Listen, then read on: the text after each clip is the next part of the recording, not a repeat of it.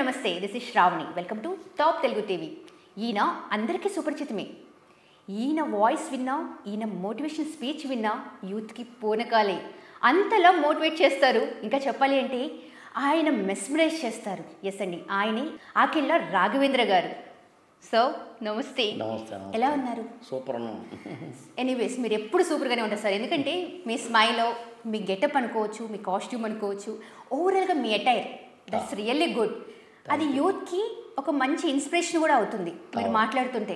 నిజం చెప్పాలి అని అంటే అప్పటి వరకు నీరసంగా ఉన్నవాళ్ళు కూడా మీ మాటతో ఏదో మెస్మరైజ్, అరే అవును కదా ఇలా చేసేయచ్చు అనేలా ఉంటుంది.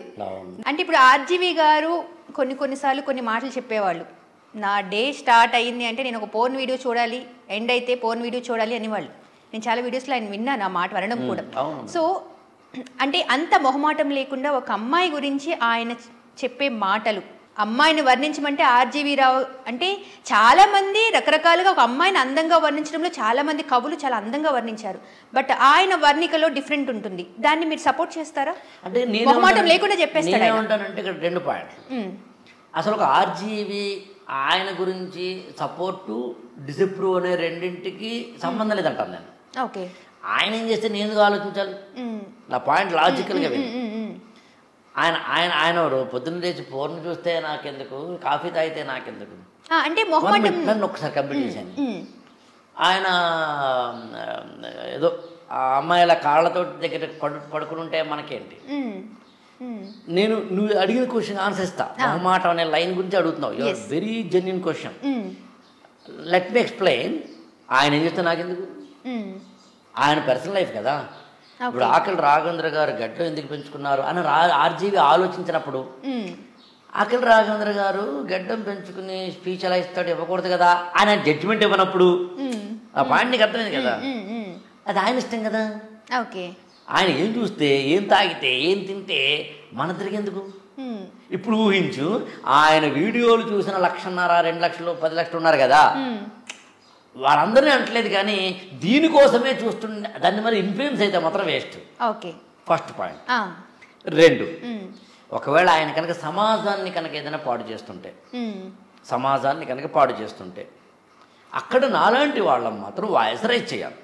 ఓకే, నేను వాయిస్ రైజ్ చేసిన సందర్భాలు ఉన్నాయి. నేను ఎన్ని సందర్భాల్లో అయితే ఆర్జీవి ఆయన నాలెడ్జ్ గొప్పది, ఆయన సినిమా ఇండస్ట్రీకి చేసిన క్రియేటివిటీ గొప్పది అని చెప్పిన సందర్భాలు ఉన్నాయో, అదే సందర్భంలో వేదికల మీద నేను మాట్లాడుతున్న పర్సనల్ కెమెరా లేనప్పుడు చాంబర్లో కాదు, వేదికల మీద లక్షల మంది యువత ఉన్న వేదికల నుంచి ఈ పక్కన ఆర్జీవి, ఆ పక్కన అబ్దుల్ కలాం అనే 2 రోల్ మోడల్స్ ఉన్నారు. ఎవరిని ఎంచుకోవాలో నీ సంస్కారం మీద ఆధారపడుతుందని చెప్పాను నేను. మరి ఆర్జీవిని వ్యతిరేకించట్టే కదా అక్కడ. సో సమాజాన్ని అతనంటే ఎవరైనా సరే చేస్తుంటే మనం వాయిస్ రైజ్ చేయాలి. ఇప్పుడు మొహమాటం అనే పాయింట్కి వద్దాం. అక్కడ ఆయనది మొహమాటం లేకపోవడమా కాదు. నీకు ఆర్జీవి లాంటి వారి యొక్క పాయింట్ ఏంటంటే, what is exact their psychology ఏంటంటే, సమాజంలో ముసుగులు వేసుకుని బతికితే కృత్రిమత్వం వెళ్తాం మనం, ఆర్టిఫిషియాలిటీ వైపు వెళ్తాం మనం. మనందరం కృత్రిమత్వం. ఇందాక నేను మాట్లాడింది పాడ్కాస్ట్ కృత్రిమత్వం. ఇవాళ మనం గుడికి వెళ్తున్నాం. దేనికి వెళ్తున్నాం? గుడికి వెళ్తాం, వస్తాం, కృత్రిమంగా ఉంటాం. చూడు, కావాలంటే అక్కడ లోపలికి వెళ్తాం, ఆ పక్కన మంచి అందమైన అమ్మాయి కనిపిస్తే ఆమెకే చూస్తాం. మనతో పాటు సినిమా హీరో కనుక అదే రోజున లైన్లో వస్తే కనుక సినిమా హీరోతో సెల్ఫీ తీసుకుంటాం. శటకోపం మీదనో లేకపోతే కనుక అప్పాలు అరిసెల మీదనో మనకు కాన్సన్ట్రేషన్ ఉంటుంది. We are losing our selves. అందుకని నేనేమంటానంటే, ఈ సమాజంలో మనందరం కూడా ముసుగులు వేసుకుని బతుకుతాం. ఆ ముసుగులు తొలగించడానికి, అందుకే నేను ఇందాకనే చెప్పాను, నా యొక్క ఐడియాలజీ అర్థం కాకపోయినా పెద్ద ప్రమాదం లేదని. ఆ ముసుగులకు ఉదాహరణ చెప్తాను నీకు. 50 ఏళ్ల కిందట ఒక స్త్రీ పెళ్ళయింది. భర్తతోటి కొద్దిగా ఇబ్బంది ఉంది. భర్త కొడతాడు, తిడతాడు. 50 ఏళ్ళకి నేను మాట్లాడేది, 50 ఏళ్ల కింద నేను మాట్లాడుతుంది. భర్త కొట్టినా తిట్టినా ఆ రోజుల్లో ఆ స్త్రీ మూర్తి, నేను మొత్తం సగటు స్త్రీ, యావరేజ్ స్త్రీ ఏం చేసేది? సైలెంట్గా ఉండేవాళ్ళు. సైలెంట్గా ఉండేది. భరిస్తూ ఉండేది. అవును. దానికి కారణం ఏం చెప్పేవారు? సమాజం కానీ ఆమె కానీ ఏమనుకునేది? పతియే ప్రత్యక్ష దైవం, మగవాళ్ళు ఇంతే, మగవాళ్ళు ఏదో పాపం బయటికి వెళ్ళి వాళ్ళ కోపాలన్నింటినీ మనమే చూపిస్తారు, ఇళ్లల్లో ఉన్న మనం వాళ్ళ కోపాలని భరించాలి, తప్పదిది. స్త్రీకి సహనం భూదేవంత సహనం, ఆ సహనం లేకపోతే ఎట్లా అని అమ్మమ్మ నేర్పగా, ఈ అమ్మ వాళ్ళ అమ్మ కూతురికి నేర్పగా టోటల్గా స్త్రీ జాతిని వాళ్ళు తయారు చేశారు. ఏమ రైట్? ఇప్పుడు ఇవాళకి వద్దాం. ఇవాళ ఎవరైనా ఒక భర్త భార్యని తిడితే కొడితే యాక్సెప్ట్ చేద్దామా? ఆ రోజు కూడా యాక్సెప్ట్ చేయొద్దు. ఆ రోజున సమాజం యాక్సెప్ట్ చేసింది, ఆ అమ్మాయి యాక్సెప్ట్ చేసింది, ఒకరిద్దరు మాత్రమే యాక్సెప్ట్ చేయలేదు. అలా కాకుండా 100 ఏళ్ళ కిందట 8 ఏళ్లలోపు అమ్మాయికి పెళ్లి చేసేవారు. 8 ఏళ్లలోపు అమ్మాయికి పెళ్లి చేయడం కూడా తప్పని ఎవరూ అనుకోలేదు. ఒక ఆయన పేరేంటి గురజాడ అప్పారావో, కందుకూరి వీరేశలింగం పంతులో, లేకపోతే కనుక ఈశ్వరచంద్ర విద్యాసాగరో లాంటి వాడు తప్ప. మరి ఇవాళ డూ యూ యాక్సెప్ట్ దట్? 8 ఏళ్ళలోపు అమ్మాయిలు పెళ్లి చేద్దామా? 16 ఏళ్ళలోపు అమ్మాయిలు పెళ్లి చేద్దామా? అమ్మాయి చదువు ఇంపార్టెంటా, పెళ్ళి ఇంపార్టెంట్ అంటే దేనికి ఇస్తాం మనం? పెళ్ళైన కొత్తలో కావచ్చు, పెళ్ళైన తర్వాత కావచ్చు, 1 year తర్వాత కావచ్చు, భర్త తిడితే ఒప్పుకుందామా? చేతితే ఒప్పుకుందామా? కొడితే ఒప్పుకుందామా? ఇవాళ ఓపెన్గా మాట్లాడదాం. ఎంతమంది ఇళ్లల్లో ఒక్కసారైనా భర్త చేత తిట్లో కొట్లో అంటే కొట్టడాలో లేని అమ్మాయిని చూపించి నాకు. నేను మాట్లాడుతుంది 21వ శతాబ్దంలో 2023లో ఒక్కసారి నేను మాట్లాడేది. అంటే లేరు అంటున్నారా? ఉన్నారండి, ఇప్పటికీ ఉన్నారంటున్నాను నేను. ఇప్పటికీ భర్త మగాడిగానే, నేను పురుషుడిగానే ఇవాటికి ఉన్నారు. మరి సమాజం మారాలి కదా. ఈ అంశాలన్నింటినీ ఒక రెబిలియన్ పాయింట్ ఆఫ్ వ్యూలో తనకే తెలియకుండా చెప్పాలని ప్రయత్నం చేస్తున్న వ్యక్తి ఆర్జీవి. ఆయన గొప్పవాడు అంటలేదు, అట్లీస్ట్ మనందరికన్నా ఒక అడుగు ముందుగా ఆలోచిస్తున్నాడు. నేను దాన్ని అందంగా చెప్తాను, అంటే ఇవన్నీ ఎవరినో నేను సపోర్ట్ చేయట్లేదు, నాకు అవసరం కూడా లేదు. ఒక మామూలుగా నేను పోర్న్ చూస్తాను అని ఆర్జీవి ఎప్పుడు చెప్పాడు? కొన్ని ఇయర్స్ క్రితమే చెప్పారు. ఉదాహరణకి ఒక 10 ఏళ్ల కిందట, ఖచ్చితంగా 10 ఏళ్ల కింద చెప్పాడు అతను. ఖచ్చితంగా ఇంటర్నెట్ కొత్తగా వస్తున్న రోజుల్లో, ఓన్లీ ఎలైట్ పీపుల్కి మాత్రమే ఇంటర్నెట్ బాగా అవైలబుల్ అవుతున్న రోజుల్లో, వైఫై రాని రోజుల్లో, జియో రాని రోజుల్లో, 2Gలు 3Gలు 4Gలు కూడా రాని రోజుల్లో, కామన్ మ్యాన్కి చేతిలో సెల్ ఫోన్ పూర్తిగా రాని రోజుల్లో, సెల్ ఫోన్లోకి పోర్న్ వీడియోస్ రాని రోజుల్లో, ఇంటర్నెట్ ద్వారా రావాల్సిన ఏ పోర్న్ అయితే ఉందో అది ఇళ్లల్లో ప్రతి కంప్యూటర్లోకి రాని రోజుల్లో అతను చెప్పిన మాట. ఏమే రైట్? ఒప్పుకుంటావా? ఒప్పుకుంటాను. ఓకే.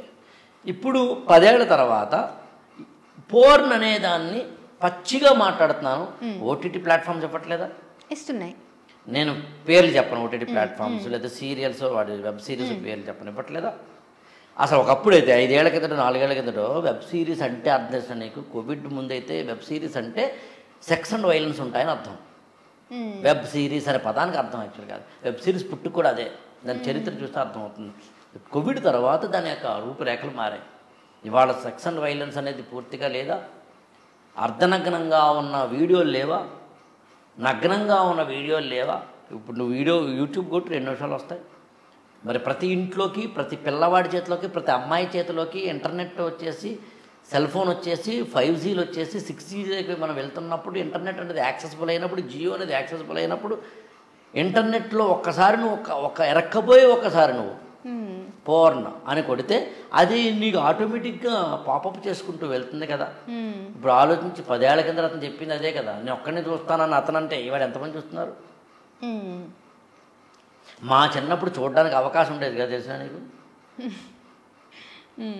మేము ఆ కాలేజీ చదివే రోజుల్లో, అంటే నేను 89 నుంచి 94 వరకు కాలేజీ, ఆ రోజుల్లో ఏదైనా పోర్న్ వీడియో చూడాలి అంటే ఒక 4-5 ఫ్రెండ్స్ ఒక ఇంట్లో వాళ్ళ పేరెంట్స్ లేనప్పుడు VCR అనే దాన్ని వేసుకుని ఆ ఊర్లో ఉన్న అంటే దాన్ని వీడియో క్యాసెట్లు రెంట్కి ఇచ్చే వాటితోటి రహస్యంగా మాట్లాడి, దానికి భక్త ప్రహ్లాదనో భక్తిగా రసాత్మకమైన పేరు పెట్టుకుని ఆ భక్త ప్రహ్లాద వీడియో తెచ్చుకుని 5 6 ఫ్రెండ్స్ చూసేది లేదా ఇవాళ మరి ఇవాళ ఒక 16 ఏళ్ల కుర్రాడు పోర్న్ చూడాలి అంటే నువ్వు చెప్పు వాడిని రిస్ట్రిక్ట్ చేసేవాడు ఎవడాడు చెప్పు. సెల్ ఫోన్లో ఛాన్సే లేదు, ఎందుకంటే చిన్న చిన్న పిల్లల దగ్గర నుంచే సెల్ ఫోన్లు ఉంటున్నాయి. అవునా? ఇప్పుడు చెప్పు, ఎవడి జాగ్రత్తలో ఆడుండాలని చెప్పి ఇందాక నేను ఇంటర్వ్యూలో చెప్పింది అదే కదా. ఇక్కడ ఎవడి బతుకు ఆడిదిరా భయ్. అందుకు నువ్వు నీ బతుకుని పక్కోడలో కోల్పోతావా, నీ దాంట్లో ఇన్వెస్ట్ చేసుకుంటావా అన్నది లైఫ్. కమింగ్ టు ద పెళ్ళి సార్, పెళ్ళి సరే, లవ్ అనేది వదిలేయండి, లవ్ అసలు మీరు అంటున్నారు లేదు అని, బట్ నేను అంటున్నాను అందరూ అలాగే ఉండరు, కొంతమంది ఓకే దానికోసం కూడా ఉంటారు అనేది, ఓకే అది ఎప్పటికీ తెగదు అనేది నాకు అర్థమైంది. నెక్స్ట్ పెళ్ళి చేసుకోవాలా వద్దా, పెళ్లి చేసుకుంటే ఎలా చేసుకోవాలి? నేనేదో వద్దంటాను, కానీ మీరు చేసుకున్నారు. నేను చేసుకోవడానికి ఇప్పుడు ఎలా ఉంటుందంటే, దారిలో ఒకడు వెళ్తున్నాడు, వెళ్ళిన తర్వాత గతుకులతో చివరికి వెళ్ళాడు. వెనకలోడికి ఏం చెప్తాడు, అరే నా బతుకులు అలాగే ఉందని నువ్వు రావంటాడా, నువ్వేనా కనీసం వేరేగా ఉండమంటాడా? ఓకే, నువ్వు సెల్ ఫోన్ ఫస్ట్ ఏదో వెర్షన్ వాడి ఉంటావు, ఉదాహరణ iPhone 5 వాడావు అనుకుందాం నీ లైఫ్లో స్టార్టింగ్, ఇవాళ కూడా iPhone 5 తోటి ఉంటావా, 15 ఎంత వస్తుంది కదా. అలా నేను 20 ఏళ్ళకి 23 ఏళ్ళ కింద పెళ్లి చేసుకున్నాను, నా జనరేషన్ అది. నేను మాట్లాడితే 2023లో. మా నాన్నగారి పెళ్ళి 20 ఏళ్ల లోపు అయిపోయిందమ్మా, మా నాన్నగారి పెళ్ళి 18 ఏళ్ళకి అయిపోయిందమ్మా. ఆయన తాతగారు ఉంటారు కదా, మా ముత్తాతలు 60లో పెళ్ళి ఎప్పుడైంది అనుకుంటున్నావు, 1960 ఆ ప్రాంతంలో 16 ఏళ్ళకి అయిపోయింది. ఇప్పుడు కూడా నన్ను అప్పుడు చేసుకోమంటావా? అలా వెర్షన్స్ మారుతున్నాయి కదా. 16 నుంచి 18, 20, 27, 30 వచ్చింది కదా, ఇప్పుడు ఎక్స్పైరీ వచ్చిందంటే నేను అనేది ఏంటంటే, మీరు పెళ్లి చేసుకోవాలా వద్దా అన్నప్పుడు మీరు వర్షన్స్ 8 నుంచి 16, 16 నుంచి 18, 30 వరకు వెళ్ళింది అని అంటే మీరు అంటున్నారు అసలు పెళ్ళే వద్దు అంటున్నారు కదా. నేను పెళ్ళే వద్దు అంటున్నారు కదా, నేను అంటున్నాను పెళ్ళి ఈ ఏజ్ లో చేసుకోవాలి, ఈ ఏజ్ లో వద్దు అంటున్నారా, అసలు పెళ్ళే వద్దు అంటున్నాను నేను. ఎందుకో చెప్తాను. ఇవాళ ఏమైందంటే, ప్రస్తుతం 2023, 2024 ఈ ప్రాంతంలో ఉన్న మనకి పెళ్ళి అనే కాన్సెప్ట్ సూట్ కాని ఒక ఎలిమెంట్. ఇది చాలా జాగ్రత్తగా మీరేమీ ఎడిటింగ్ చేయకుండా నా ఫుల్ స్టేట్మెంట్ ఇవ్వండి, ఎవరికైనా ఉపయోగపడుతుంది. పెళ్ళి అంటే శ్రావణి, పెళ్ళి అంటే అర్థం 1/2 అని. అంటే నీ లైఫ్లో హాఫ్ పార్ట్ని పక్కోడి చేతిలో పెట్టడం అని, పక్క అమ్మాయి చేతిలో పెట్టడం అంటే పెళ్ళాం. పెళ్ళికి ముందు నువ్వు ఈ హెయిర్ ఎలా వేసుకోవాలని నీ ఇష్టం, ఏ డ్రెస్ వేసుకోవాలని నీ ఇష్టం. పెళ్ళైన తర్వాత నీ ఇష్టం కాదు. కావాలంటే గమనించు, నువ్వు నీ యొక్క ఉదాహరణ పెళ్ళి ఇప్పుడు 5 ఏళ్ళు అయింది అనుకుందాం, 5 ఏళ్ళలో ఒక్కసారి కూడా మీ వారిని అడగకుండానే నువ్వు డ్రెస్ వేసుకున్నావా? ఒక్కసారి నేను మాట్లాడేది ఏమండి, ఇప్పుడు మనం ఇవాళ బర్త్డే పార్టీకి వెళ్తున్నాం కదా, ఈ డ్రెస్ వేసుకోమంటారా అని అడిగితే, ఇది వద్దులే అది వేసుకో అన్న సందర్భం. లేదా ఏదో ఒకసారైనా కానీ శ్రావణి నో నాకు ఇది ఇష్టం లేదు, ఇలా వద్దు అన్న, లేదా రాత్రి 10ంటికి నువ్వు మెసేజ్ చూసుకుంటున్నావు, అబ్బా ఆఫీస్ నుంచి రేపు ఇంటర్వ్యూ కోసం అని, 10 అయింది ఇంక పడుకో అండ. అంతకుముందు అమ్మ నాన్న అనుండొచ్చు, తమ్ముడు అన్నయ్య అనుండొచ్చు, కానీ అధికారికంగా అనలేదు, గుర్తుంచుకో. అధికారికంగా అథారిటీతో అనలేదు, ఇక్కడ అథారిటీతో అంటాడు, పడుకో నేను చెప్పింది నేను. వయసు వరుస పెళ్ళం కూడా రాత్రి 12ంటికి నా ఇంటికి వస్తానంటే, ఏంటి 12 వస్తావేంటి, పెళ్ళి కన్నా ముందు పెళ్ళి అవ్వకముందు నీ ఇష్టం, ఇంటికి రా 8 కల్లా ఇంటికి రా అంటలేదా పెళ్ళం? అనకపోతే పెళ్ళం కాదు, అదేంటిది అంటే పెళ్ళైన తర్వాత నీ లైఫ్ 50% మాత్రమే నీది, 50% ఆయన చేతిలో ఉంటుంది, లేదా ఆమె చేతిలో ఉంటుంది. ఇది ఒప్పుకోవా? కామన్ సెన్స్ పాయింటే కదా. అవునా? ఇప్పుడు చెప్పు, ఇవాళ మన లైఫ్ని 50% అవతలకి ఇవ్వడానికి సిద్ధంగా ఉన్నావా? లేము. ఎందుకు లేమో చెప్తాను.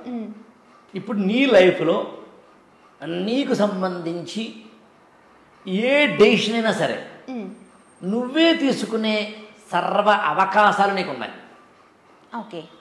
ఏ అన్నం తినాలి, స్విగ్గీ ఉంది, జొమాటో ఉంది, ఏది కొనుక్కోవాలి, ఏదో డ్రెస్సెస్ ఏవో షాపింగ్ ఉంది, ఎక్కడికి వెళ్ళాలి, ఇదివరకు మొగుడి మీద ఆధారపడేవారు అమ్మాయిలు.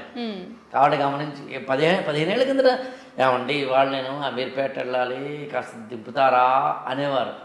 ఇవాళ మెట్రో వచ్చింది, ఇవాళ క్యాబ్ వచ్చేసింది, ఇవాళ ర్యాపిడో వచ్చేసింది. ఇప్పుడు చెప్పు, సినిమా ఒకప్పుడు ఇద్దరు కలిసి వెళ్ళేవారు, ఇవాళ అక్కర్లేదు. ఫ్రెండ్స్, ఇదివరకు మా ఆయన లేదా మా ఆవిడ నాకు ఒక ఫ్రెండ్, ఇవాళ ఫేస్బుక్లో ఎక్కువ మంది ఫ్రెండ్స్ ఉన్నారు. ఇక్కడికన్నా చాటింగ్ అక్కడ ఎక్కువ ఉంది ఇక్కడికన్నా. అంటే నీ జీవితాన్ని నువ్వు ఫుల్ఫిల్ చేసుకోవడానికి మ్యారిటల్ అలయన్స్ అవసరం లేదు. ఇవాళ తిండి కోసం స్విగ్గీ జొమాటోలు, ఎంటర్టైన్మెంట్ కోసం, ఫ్రెండ్షిప్ కోసం, బాధని పంచుకోవడానికి కూడా ఇవాళ ఫేస్బుక్లో ఫ్రెండ్స్ ఉన్నారు కూడా అవైలబిలిటీ ఉంది.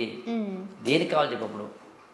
ఇప్పుడు నిన్ను నువ్వు నీ పార్ట్లో 50% ఫ్రీడమ్ని అవతలోడికి ఇచ్చేస్తూ బతకగలిగితే పెళ్లి చేసుకొని చెప్తాను నేను. ఓకే, డిపెండ్ అవ్వాలి అనుకుంటే పెళ్లి చేసుకోవాలి అంటారు. నీ జీవితంలోంచి 50% అవతల వ్యక్తి చేతిలోకి, అవతల వ్యక్తి కూడా తను 50% నీలోకి వెళ్తే ఇద్దరు కలిసి కదా ఒకటవుతున్నారు. పెళ్ళి అంటే అది అర్థం కదా, ఇద్దరు కలిసి ఒకటవడమే కదా పెళ్ళి అంటే. అందుకని నేను ఎవరికైనా చెప్తాను, పెళ్లి చేసుకోవాలనుకుంటున్నాను అన్న ఎవరికైనా చెప్పే మొదటి మాట ఏంటంటే 50% నీ జీవితం డమాలు.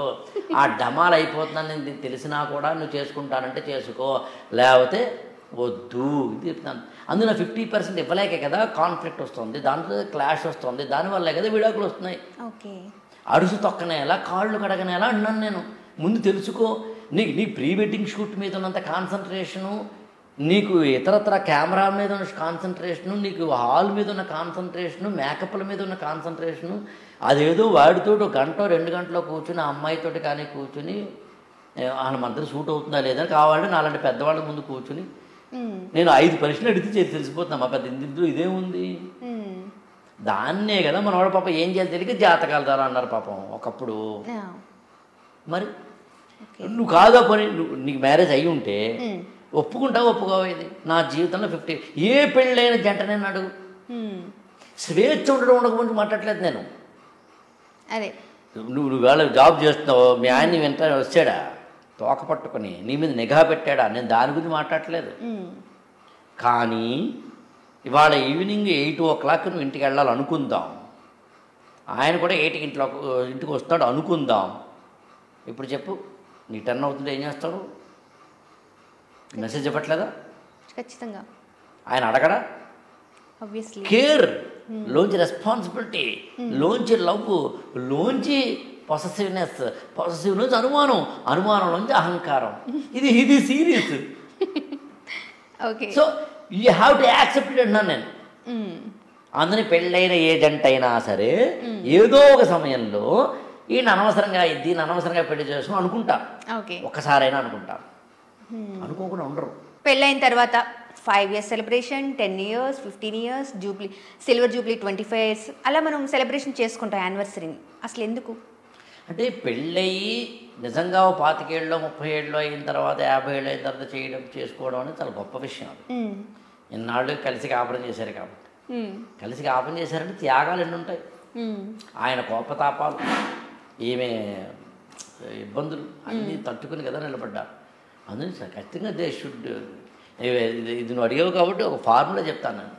పెళ్ళి కేవలం 2 కుటుంబ సభ్యులతో మాత్రమే చేసుకుని ఫస్ట్ ఇయర్ యానివర్సరీ కాస్త ఎక్స్టెండెడ్ ఫ్యామిలీ మెంబర్స్ని పిలిచి, 5th year యానివర్సరీ దాదాపుగా ఊర్లో అందరినీ ఫ్రెండ్స్ అందరినీ పిలిచి, 10th year యానివర్సరీ వీలైతే అందరినీ పిలిచి, 25th యానివర్సరీ దేశం అంతా చెప్పు మేము 25 ఏళ్ళు కాపురం చేసాం, 50 ఏళ్ళు కాపురం చేసామని. ఎన్నాళ్ళు కాపురం చేస్తావో తెలియదు కానీ పెళ్ళికి మాత్రం కోట్లు ఖర్చు పెడుతున్నారు. బుద్ధి జ్ఞానం ఉందా? ఇది ఇలాగే ఎడిటింగ్ చేయకుండా వేయండి. నేను బుద్ధి జ్ఞానం ఉందా అని కావాలని అన్నాను. పెళ్ళయిన రోజునే నువ్వు ఎందుకంత హడావుడి పడిపోతావు? నిలబడాలి కదమ్మా. అంటే మన ఇష్టం వచ్చినట్టు బతకాలి అని మీరు అంటున్నారు. మన ఇష్టం వచ్చినట్టు బతకాలి అని అంటే మీ ఫిలాసఫీ ఏంటి అసలు? మన ఇష్టం వచ్చినట్టు బతకాలి అంటే అర్థం ఏంటంటే సమాజానికి, ఇతర వ్యక్తులకి ఇబ్బందికరం కాని నీ యొక్క లైఫ్ స్టైల్ ఏర్పరచుకో. ఓకే. అంటే కొంచెం పచ్చికాయ మాట్లాడతా, నీకు స్మోక్ చేయాలంది, ఓకే, చెయ్యి. కానీ నో స్మోకింగ్ జోన్లో కాదు. మ్మ్. నీకు మందు కొట్టాలనుంది, మ్మ్. కొట్టు. కానీ నువ్వు డ్రంక్ అండ్ డ్రైవ్ కాదు. ఓకే. నువ్వు అది ఎప్పుడు చేయాలో తెలుసుకో, మ్మ్. ఎప్పుడు చేయకూడదో తెలుసుకో. మ్మ్. నువ్వు ఏదో ఒకటి చదువుకోవాలని ఉంది ఎడ్యుకేషన్ పరంగా, అదే చదువు, మ్మ్. కాంప్రమైజ్ అవ్వకు. నువ్వు బిజినెస్ చేయాలనుంది, చెయ్యి, కాంప్రమైజ్ అవ్వకు. ఓకే. ఇవన్నిటికీ ఈక్వేషన్ ఏంటంటే నీ సంస్కారం, మ్మ్. నీ అవేర్నెస్, నీ కాన్షియస్నెస్, నీ ఆలోచన రీతి, నీ యొక్క దాని చాలా అత్యద్భుతమైన పదం ఒకటి ఉంది, అదేంటంటే అప్రోప్రియేట్నెస్. ఓకే. నేను మందు కొట్టమన్నాను ఇందాకన. ఎవరు 20 ఏళ్ల లోపు పిల్లలను మాట్లాడలేదు నేను, జీవితంలో సెటిల్ అయిన వాళ్ళు. అంటే చట్టబద్ధమైన మందు కొట్టడం. ఓకే. చట్టబద్ధత దేనికి ఉందో దానికి వైన్ షాపుల ముందు రాయడా 18 years లోపేది రాస్తాడు యాక్చువల్గా. మ్మ్. వాళ్ళకి లేదండి ఓకే. బార్ రెస్టారెంట్లో. అట్లా మ్మ్. నీ బతుకు నువ్వు బతుకబ్బా, మ్మ్. రెండే అర్థం చేసుకో. ఇది నాకు హానా కాదా, ఇది సమాజానికి హానా కాదా. ఓకే. నేను మందు కొట్టను, చాలామంది అడుగుతారు ఎందుకు మందు కొట్టరు సార్ అని అడుగుతారు. కింద పెద్ద ఆశ్చర్యం ఏముందా, మందు కొడితే లివరైనా మ్మ్. పోతుంది.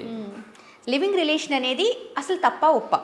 కొంతమంది అంటే తప్ప ఒప్ప. తప్పులు మాట్లాడడానికి మనకు అర్హత లేదని నేను బలంగా నమ్ముతాను. కాబట్టి ఈ ప్రపంచంలో నువ్వు ఏది అడిగినా ఈ తప్పు ఇది ఒప్పని చెప్పను నేను.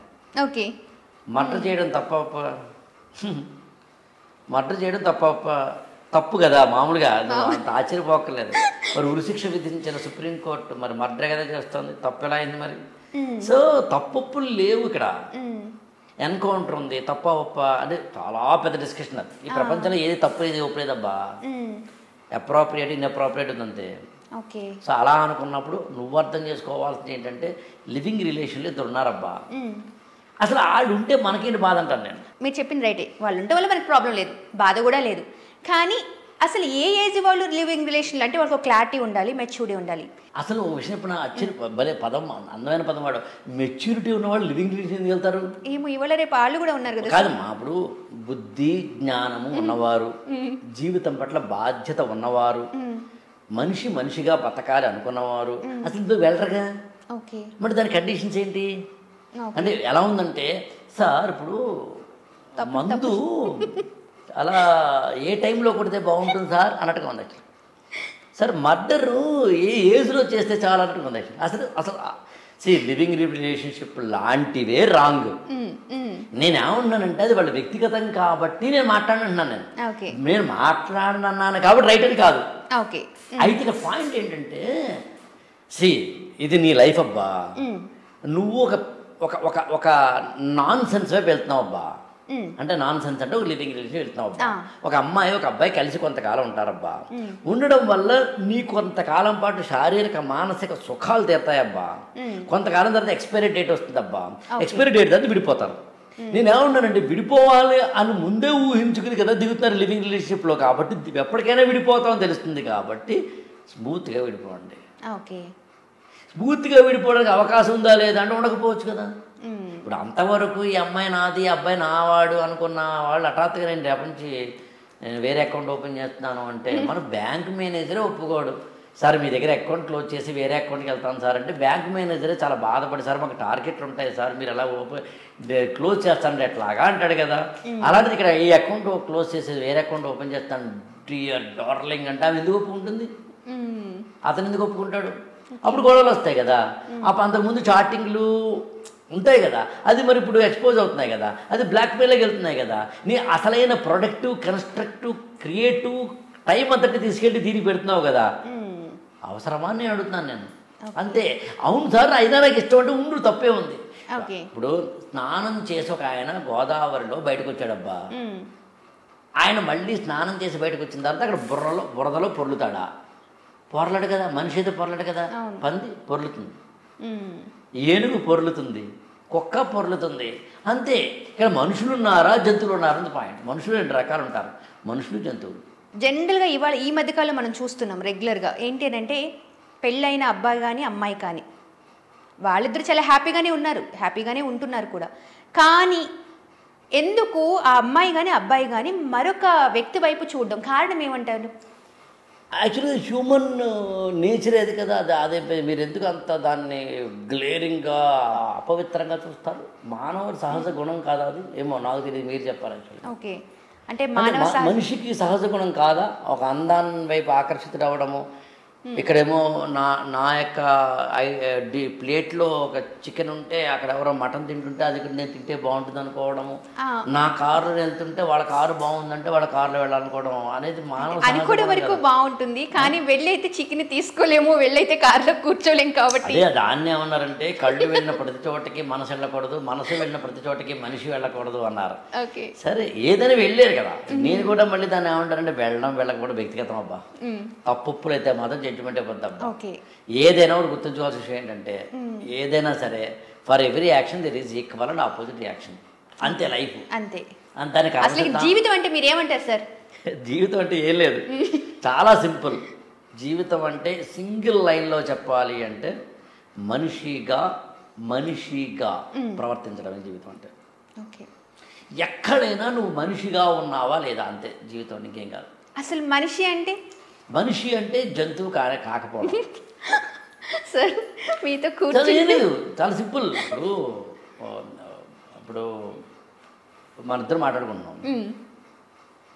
మాట్లాడుకుంటుంటే ఒక కుక్కో పిల్లు వచ్చింది ఇదే రూమ్లోకి, ఇంకొక మనిషి ఒక ఆయన వచ్చారు, మీ ఫ్రెండ్ నా ఫ్రెండ్. ఇప్పుడు ఈ రెండు ఒకలా బిహేవ్ చేస్తాయా? చెయ్యం. లేదు. టెంపుల్ ఉంది, టెంపుల్లోకి కుక్క వెళ్ళిపోయింది, ఓకే, మనుషులు వెళ్తున్నారు. ఇప్పుడు కుక్క ట్రుర్ని వెళ్ళిపోతుంది, అది కుక్క స్వభావం. ట్రుర్ని వెళ్ళకూడదు, మనిషి స్వభావం. మనిషి కూడా ట్రుర్ని వెళ్ళిపోతే కుక్కతో సమానం. పెద్ద ఇందులో ఆశ్చర్యం ఏముంది? ఇందులో పెద్ద ఆశ్చర్యం ఏముంది? ఏ వేళకి ఆ వేళ తినడం మనిషి చేస్తాడబ్బా, ఎప్పుడు పడితే తినేది కుక్కబ్బా, అది జంతువు. ఆకలి వేసినప్పుడు మాత్రమే మనిషి వేళ వండుకున్నది, రూల్స్ రెగ్యులేషను, బట్టలు వేసుకోవడం, ఇల్లు కట్టుకోవడం, ఎదగాలను కోరుకోవడం, జీవితాన్ని అందంగా మలుచుకోవడం, ఇతరులకు ఉపయోగపడడం, సాటి మనిషిని తక్కువ చేసి చూడకపోవడం. నువ్వు ఆశ్చర్యపోతావు చెప్తే.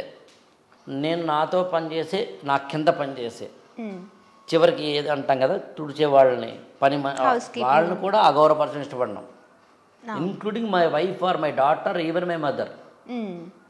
వాళ్ళని కనుక తక్కువ ఒప్పుకున్నాను, కించపరిచి మాట్లాడడం ఇష్టం లేదనుకో, పని మానిపించేసుకో. నాకు ఎవరితో గొడవ వచ్చిందనుకో, నాతో ఎవరు గొడవ వస్తే నేను పరుష వాక్యాలు వాడను. I try my level best to control my self. అవతల వాళ్ళని రెచ్చగొట్టినా కూడా నేను ఒకటే చెప్తాను, నేనంటే మీకు ఇష్టం లేదా, అయితే దూరం అయిపోదాం. We are human beings. కొట్టుకోవడానికి లేవు ఇక్కడ, రోడ్డు మీద అంతే. నేను ఎవరిదైనా నాకు కారు ఢీ కొట్టితే రోడ్డు మీద కొట్టుకోవడం మొన్న నిజంగా జరిగింది 1 వీక్ బ్యాక్. నా కారు నా తప్పలేదు, అవతల వాళ్ళదే ఒక ఆటో జియ్యని వచ్చింది, వాడు దిగాడు నా మీద, చాలా అగ్రెసివ్ అవుతుంటే ఒకటే చెప్పాను, అంత అగ్రెసివ్ అవ్వడం వల్ల బీపీ వస్తుంది కదా, చక్కగా నేను పక్కన ఆపుతాను ఆ కారు, నువ్వు కూడా పక్కన ఆపు ఆటో ఆపాడు. అప్పుడు కూడా ఇంకా అగ్రెసివ్గా నేను చాలా సింపుల్ చెప్పాను, మనతో కొట్టుకోవడం ఎందుకు, పోలీసులు ఉన్నారు కదా, పోలీసు పిలు, నేను వెయిట్ చేస్తాను, నువ్వే పిలు. మళ్ళీ నేను పిలిస్తే ఏదో రికమెండేషన్ అనుకుంటావు కదా, నువ్వు ఏదో ఉన్నాయి కదా 100 ఏదో ఉంది, లేకపోతే పక్కన పోలీసు పిలు. దీనికి పోలీసులు ఎందుకు సార్ అన్నాడు. మరి దేనికి కావాలి పోలీసులు? మరి అంటే చిన్నది నువ్వే ఒప్పుకుంటున్నావు కదా. అప్పుడు కూర్చోబెట్టి కావాలంటే కొబ్బరి నీళ్ళు తాగు, ఒక విషయం చెప్తాను, లైఫ్ చాలా పెద్దదయ్యా, దానికోసం కొట్టేసుకోవాల్సిన అంత అవసరం లేదు. నా తప్పో నీ తప్పై నా కారుకి డ్యామేజ్ అయినా నన్నే రుబాబు చేస్తుంటే ఎందుకే అంత? నేను ఎవ్వరిదేనన్ను, ఇంక్లూడింగ్ నేను చాలా సందర్భాల్లో డబ్బులు పోగొట్టినాను తెలిసిన, ఆశ్చర్యపోతాను.